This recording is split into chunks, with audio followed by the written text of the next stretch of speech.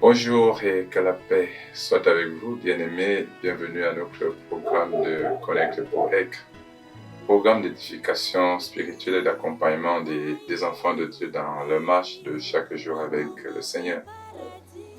Alors, quelqu'un m'a posé la question, pourquoi ceux qui ne croient pas en Dieu réussissent simplement sur la base de leur assurance, pendant que les enfants de Dieu prient et très souvent, ils n'obtiennent pas ce qu'ils veulent.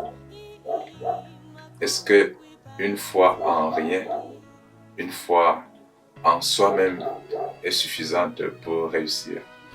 Évidemment, il y a beaucoup de théories qui sont développées à ce sujet. On parle de développement personnel, développement mental, l'assurance, développement de l'assurance en soi, et qui fondent des perspectives de prospérité, de succès de ceux qui sont dans des entreprises et tout. Alors, quelle est la place de la foi chrétienne dans ce cas? Je voudrais commencer par lire un texte qui va vous situer. C'est un extrait de Matthieu 5, verset 45. Je prends la deuxième partie du verset. Car il, c'est-à-dire Dieu, il fait lever son soleil sur les méchants et sur les bons, et il fait pleuvoir sur les justes et sur les injustes. Alors, Dieu s'occupe de toute la création, ce que les savants appellent la providence. La providence. L'entretien que Dieu accorde, c'est-à-dire l'attention bienveillante, la bienveillance de Dieu à l'égard de toute la création, de toutes les créatures qui relèvent de lui. Dieu est bon dans sa nature. Dieu est absolument bon dans sa nature. Et il s'occupe de tous les humains. Jésus dit qu'il prend même soin des oiseaux, il prend soin des plantes, il prend soin des animaux. Dieu prend soin de toute la création.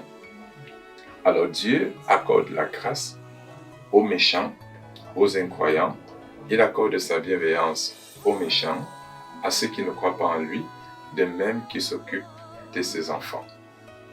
Alors, quand quelqu'un qui ne croit pas en Dieu se donne de l'assurance quant à ce qu'il veut faire et qu'il parvient à réussir, Dieu, en fait, attire son attention pour que la personne ne sache que Dieu est là.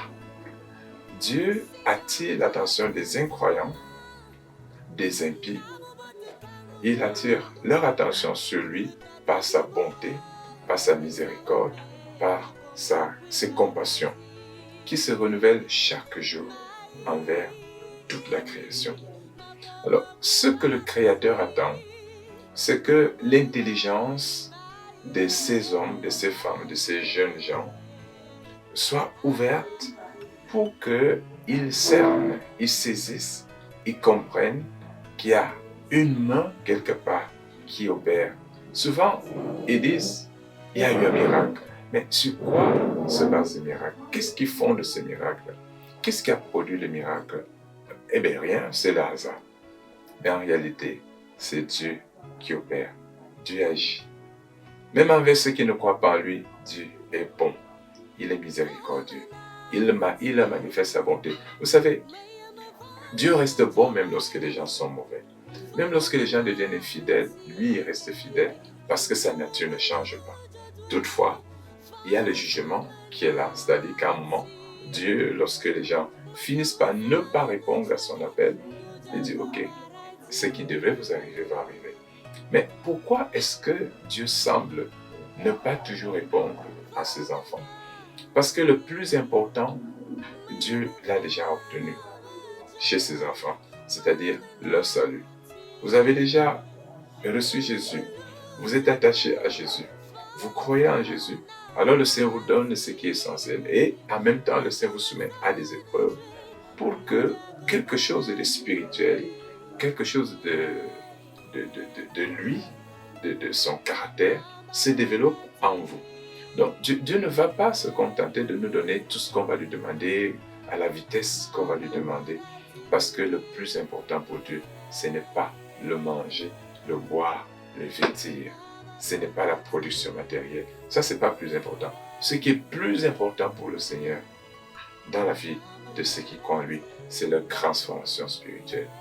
Donc, Dieu, si Dieu ne réagit pas quand un chrétien prie, si les enfants de Dieu ne prospèrent pas autant que ceux du monde prospèrent, à la vitesse de ceux du monde, c'est parce que Dieu, comme Jésus le dit, le Seigneur a préféré vous donner le royaume.